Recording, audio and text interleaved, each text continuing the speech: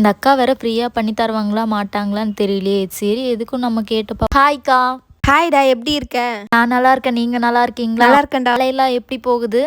எனக்கு நல்லா போகுது. உனக்கு எப்படி போகுது? நல்லா போகுதுங்கக்கா. ஃபர்ஸ்ட்டை விட இப்போ இன்கமிங் நல்லா வருது. என்ன திடீர்னு இந்த பக்கம் வந்திருக்க? ஒன்றும் இல்லைக்கா, சும்மா தான் என் ஃப்ரெண்டுக்கு மேரேஜ், அதுக்கு தான் மேக்கப்புக்கு பேசலான்னு வந்திருக்கேன். ஓ அப்படியா? என்ன மேக்கப் பண்ணிக்கலாம்டா? சிம்பிளா இருந்தா போதுங்கக்கா, எனக்கு சைனிங்கா க்ளோவா வேணும். என்ன ரேட்ல பண்ணிக்கலாம்? நமக்குள்ள என்னக்கா ரேட்டெல்லாம் பேசிட்டு. உங்க கடையில கலெக்ஷன்லாம் எப்படி இருக்கு? நியூவா கலெக்ஷன் இருக்கு, ட்ரெண்டா வந்திருக்கு.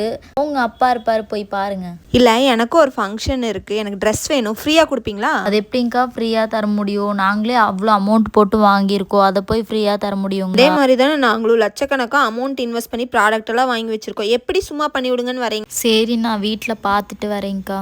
சரி ஓகேடா, நீ பார்த்துட்டு என்னன்னு சொல்லு. சரி, போயிட்டு வரேங்க்கா. ஏன் இந்த மேக்கப் இண்டஸ்ட்ரியில் மட்டும் இப்படி இந்த ரிலேட்டிவ்ஸ் அண்ட் ஃப்ரெண்ட்ஸ் எல்லாம் எங்கள் ஃபீல்டை பற்றி புரிஞ்சுக்கவே மாட்டேங்கிறாங்க?